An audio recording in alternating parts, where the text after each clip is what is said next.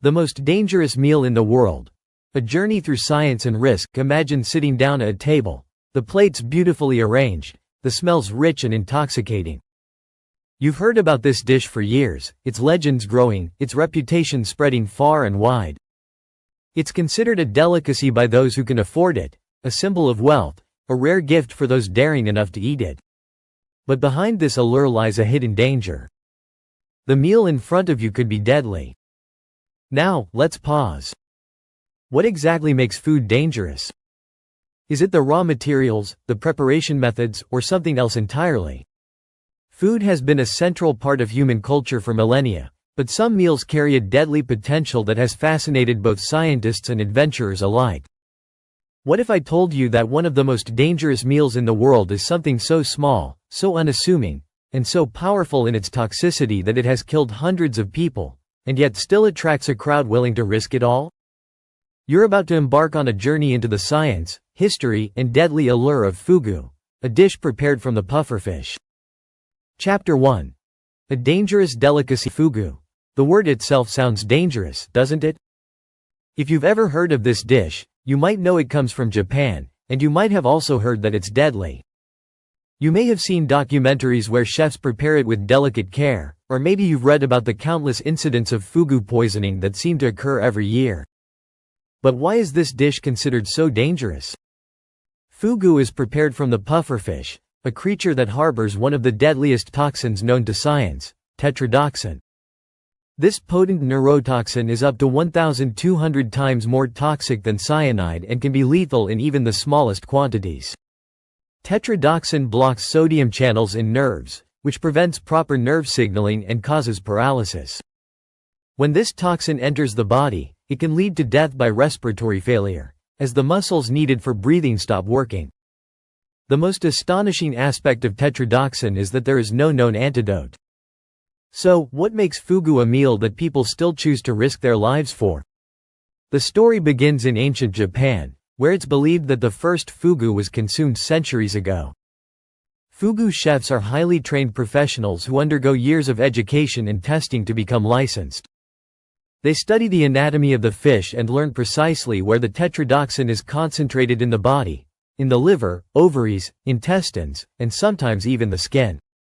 These parts must be carefully removed and disposed of to ensure the safety of the diner. Chapter 2. The science of tetrodotoxin. Tetrodotoxin, often abbreviated as TTX, is the star of this deadly drama. It is a potent neurotoxin found in various species of pufferfish, but also in other marine animals like the blue-ringed octopus and certain types of salamanders. However, it is most famously associated with fugu.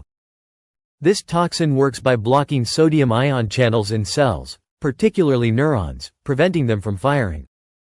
It's not just the nervous system that's impacted. Tetrodotoxin can stop the heart and paralyze the muscles required for respiration. The result? A person can become fully paralyzed, conscious, but unable to breathe or move. This can lead to death in hours if untreated. The surprising thing about tetrodotoxin is that despite its potency, it's not produced by the pufferfish itself. Instead, the fish absorbs the toxin from bacteria in its environment, particularly from certain species of bacteria that live in the fish's intestines. Some researchers even suggest that the fish may ingest the bacteria through its diet. The toxins are then concentrated in specific organs, which is why fugu chefs must know how to carefully prepare the fish to avoid these lethal parts. Chapter 3. The cultural significance. But fugu is more than just a deadly meal. It's a symbol of status, tradition, and the thrill of danger. It's served in high-end restaurants in Japan, and chefs spend years perfecting their craft. The allure is not just about the taste but the excitement of potentially consuming something so perilous. There's an element of mystery and exclusivity that draws people to it. For many, it's a once-in-a-lifetime experience, a culinary adventure that combines artistry with life and death risk. This tradition goes beyond Japan's borders, as fugu is also served in some countries around the world, where the dish is met with a combination of awe and fear. In fact, eating fugu is often considered a test of bravery. Those who dare to consume it do so with the knowledge that the chef's skill can be the difference between life and death. There is an interesting psychological aspect to this. It's not just about food, it's about the thrill of facing danger and surviving it. For centuries, human culture has been fascinated by the taboo, the risky, the dangerous. Fugu taps into this deep-seated craving for thrill and status. Chapter 4. Fugu poisonings. A grim reality. Despite the strict regulations in Japan and the intense training required for fugu chefs, poisoning cases still occur. In fact, every year, a handful of people suffer from tetrodotoxin poisoning after eating fugu. This usually happens in two ways. Either the chef accidentally leaves a bit of toxic organ behind, or the fish is prepared improperly. Even though licensed chefs undergo extensive training, a tiny mistake in preparation can be deadly. The risk is particularly high with unlicensed chefs. While it's illegal to serve fugu without the proper certification, there have been cases where unlicensed chefs have prepared and served fugu, often with disastrous results. These incidents have led to strict laws governing the sale and preparation of fugu in Japan, and other countries that import the fish. Chapter 5. The thrill of survival. There is something deeply human about the fascination with danger, and fugu epitomizes this allure. For many, the appeal isn't just about the food but the story that comes with it. The possibility that the meal you are eating could be your last. It's a strange paradox. The more dangerous the meal, the more desirable it becomes. But the reality of tetrodotoxin poisoning is far from glamorous. The symptoms of poisoning are unmistakable: dizziness, numbness, and difficulty breathing. But they can vary in severity depending on the amount of toxin consumed. In many cases, the victim remains conscious and aware as their body slowly shuts down. With rapid medical intervention, however, survival is possible.